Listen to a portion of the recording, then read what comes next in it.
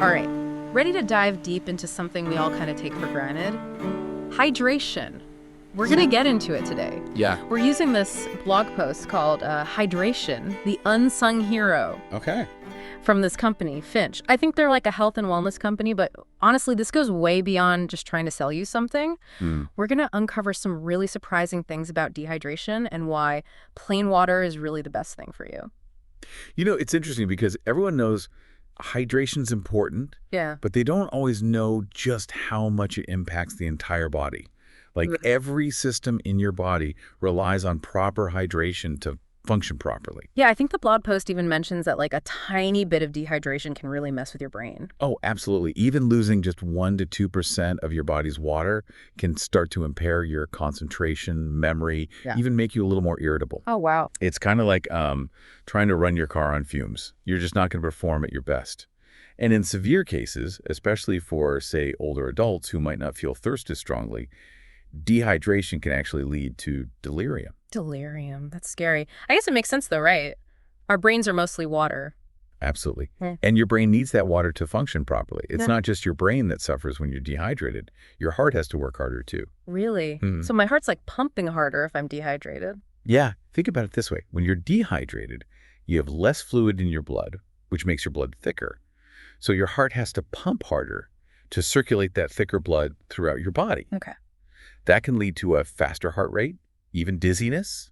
And because the blood's thicker, it can actually increase the risk of blood clots. Okay, getting a little thirsty now, just thinking about this. What about our kidneys? Are they in the dehydration danger zone too? Oh yeah, big time. Your kidneys are essential for filtering waste products from your blood. And also, maintaining that fluid balance. But when you're dehydrated, they have a much harder time doing their job. Right. It's like trying to rinse dirt off a plate with just a few drops of water. Yeah. It's not very effective. Dehydration makes the waste in your blood more concentrated, making it tough for your kidneys to filter it out. And that can increase your risk of kidney stones, urinary tract infections, all that fun stuff. So if I'm not drinking enough water, my kidneys are going to have a bad day. Pretty much.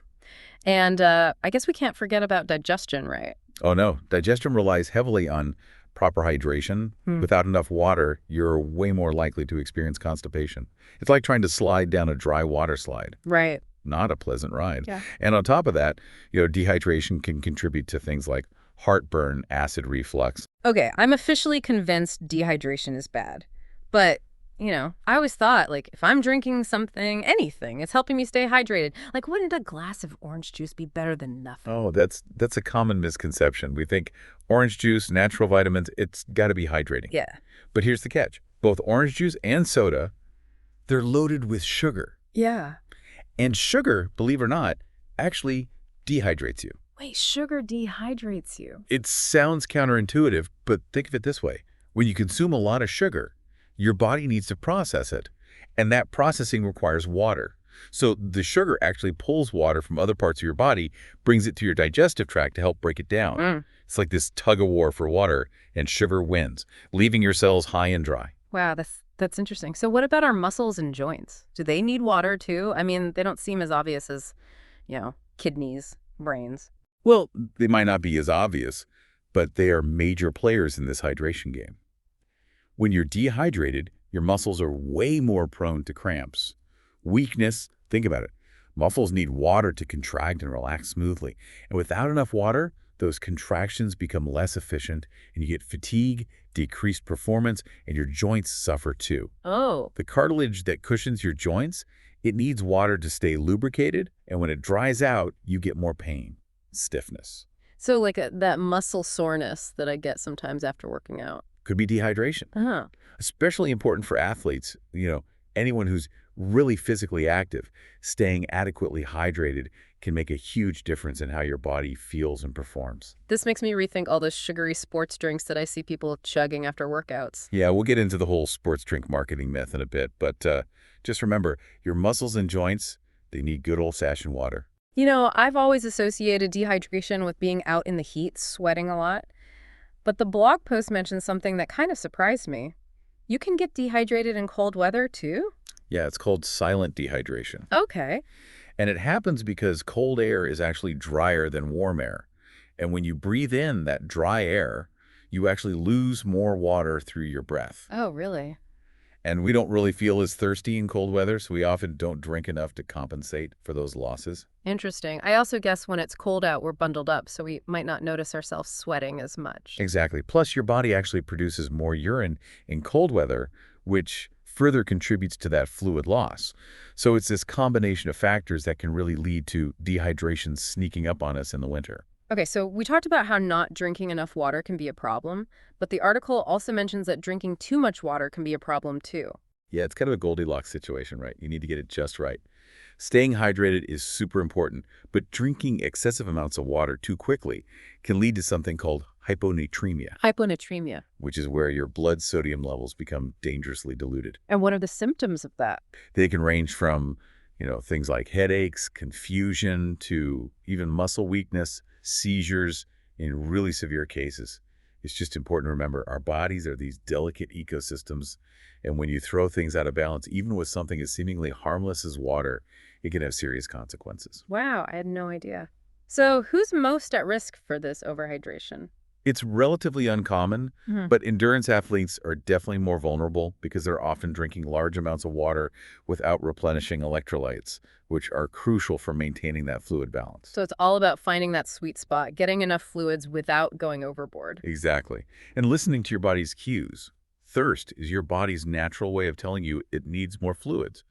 This has been a really eye-opening look at how important hydration is. And we're not done yet.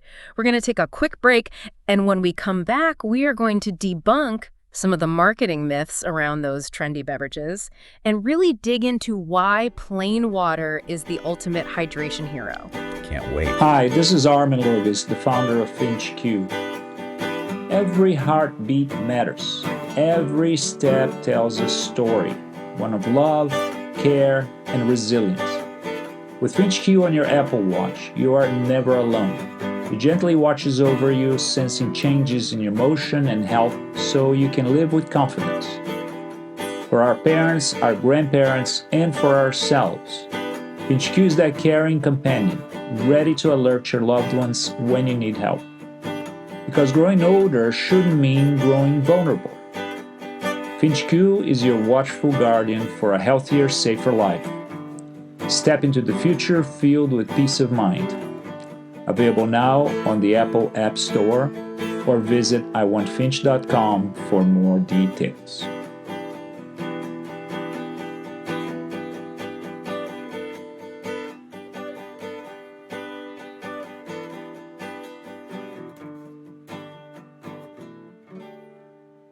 Okay, so we know staying hydrated is really important, but with so many different drinks out there, it can be tough to know what's actually good for us. Yeah, you're right. It's a marketing jungle out there. Yeah. Everyone's trying to convince you their drink is the ultimate thirst quencher. The blog post specifically, it talks about energy drinks. I'll be honest, I've definitely grabbed one of those when I'm feeling tired in the afternoon. Oh, yeah. Figured it'd give me a little boost and, hydrate me at the same time. Sure. But now I'm wondering, was that a bad idea? Well, energy drinks aren't quite the hydration heroes they claim to be. A big part of that is the caffeine they're loaded with. It's a diuretic. So it makes you pee more. Exactly. Yeah. And when you're peeing more, you're losing fluids faster. So even though you're drinking something, you might actually end up more dehydrated. And then on top of that, a lot of them have tons of sugar, which, as we just learned, is like a dehydration double whammy. You got it. It's like a recipe for dehydration disguised as a quick pick-me-up. Then you've got all those artificial colors and preservatives and things. Yeah, not exactly doing you any favors. They don't really offer any benefits, and for some people, they can actually cause some digestive issues. Okay, so energy drinks are out. What about tea and coffee? I'm a big tea drinker. Does that count towards my daily fluids? That's a common question, and the answer is it depends. They do have caffeine, so they have that mild diuretic effect, but they're also mostly water. So the good news is their hydrating benefits outweigh their diuretic effects. Okay. So you can still enjoy your tea and contribute to your hydration goals. Just be mindful of adding too much sugar or creamers. Right. So the blog post also mentions electrolytes. Yes. I know those are important, but I'm not always sure when I should be really focusing on them. Right. So electrolytes are minerals like sodium, potassium, magnesium, and they play a really important role in making sure our body's fluid balance is, in check. Most people get enough electrolytes from a balanced diet, Okay. but there are certain times when you might need to pay extra attention. Like when? Well, one example would be if you're doing a long workout, especially if it's hot out. When you sweat a lot, you lose electrolytes along with water, and that can lead to those muscle cramps, fatigue, decreased performance, all that. So that's why you see all those athletes drinking those electrolyte drinks after a hard workout. Exactly. They help replenish what's been lost through sweat. Another time electrolytes are important is if you're sick, especially if you're dealing with vomiting or diarrhea, Oh, yeah. because those things can really deplete your body's electrolytes super fast. This is all making me realize that hydration is more complicated than I thought. It's not just drinking when you're thirsty. Right. There's definitely more to it. And, there are certain medical conditions where fluid intake needs to be carefully managed. The blog post mentions congestive heart failure, for example. Right. People with that condition have very specific fluid intake guidelines, so it's super important that they talk to their doctor and follow those recommendations closely. So it's not one size fits all when it comes to hydration. Exactly. Everyone's needs are different. It's always best to talk to a healthcare professional if you have any questions. But for the vast majority of people, plain water really is the best way to stay hydrated.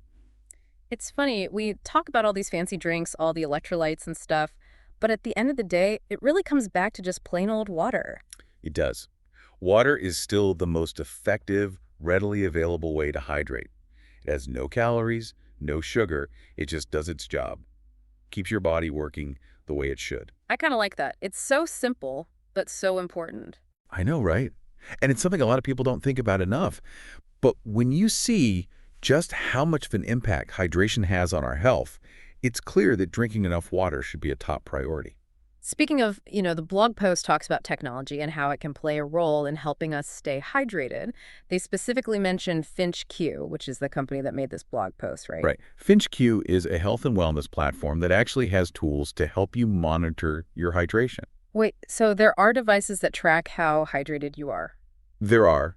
We tend to think of thirst as the main indicator. Yeah. But thirst can actually be a little delayed. Yeah. By the time you feel thirsty, you might already be a bit dehydrated. Oh. So what Finch Q does is it uses data from wearable sensors to track things that could be signs of dehydration even before you feel thirsty. So it's like an early warning system for dehydration. How does that work? Well, it tracks all these little changes in your body that start to happen when you're getting dehydrated. One example is your heart rate and something called heart rate variability. Heart rate variability. Yeah, so it basically measures how much variation there is in the timing between your heartbeats. A healthy heart doesn't beat like a perfect metronome. There's natural variation in those beats. And when you get dehydrated, that variability tends to go down. Oh, interesting. So if your heart rate variability is lower than usual, it could mean you need to drink more water. And Finch Q can pick up on that before I even feel thirsty. That's the idea. It's giving you a heads up. That's pretty cool. So it's not just heart rate variability, right? Right. It also tracks things like how much you're moving, your energy levels, because those can be affected by dehydration too. So if I'm feeling super sluggish or not hitting my usual step count, that could be a sign I need to drink more water. Exactly. So the blog post mentions personalized hydration reminders too. Yes. Finch Q actually has an AI assistant that will, kind of learn your patterns and give you little nudges throughout the day to remind you to drink water. So it's like having a hydration coach right in your pocket. That's awesome. It makes it so much easier to stay on top of it. Yeah, the goal is to make hydration a natural part of your everyday routine. Well, this has been a really deep dive into the world of hydration. I feel like we've covered a lot, from what happens in your body when you're dehydrated to, how technology can actually help us stay hydrated. We definitely have. And, we've really just scratched the surface, but I think we've given everyone listening a good understanding of why it's so important and some things they can do to make it a priority. Absolutely. But before we go, I think it's time to leave everyone with a little something to think about. What do you think? Sounds good to me. Knowing everything we've talked about today, how important hydration is to your health, what can you do, even just one small thing, to make it more of a priority in your life? That's a really good question. It's easy to forget about, Hmm. But it really is so important. It is. And you don't have to make huge changes to see a difference. Yeah, even just like keeping a water bottle with me all the time has helped a lot. Oh, yeah. I used to get those afternoon headaches, and I think, honestly, a lot of times it was just dehydration. Makes sense. Sometimes just having it right there makes all the difference. Yeah, out of sight, out of mind, right? I'm also trying to be more mindful of, what I'm drinking. So instead of grabbing a soda, I'll try to go for water more often. That's great. It's all about making choices that, make you feel good. Yeah, it's not about being perfect. Just those little changes can add up. Exactly. Every little bit counts. Well, I feel like we've really quenched our thirst for knowledge about hydration today. This deep dive has been really interesting. I definitely have a new appreciation for water now. Me too. And I hope everyone listening does too. Absolutely. Until next time, stay hydrated, stay curious, and keep diving deep.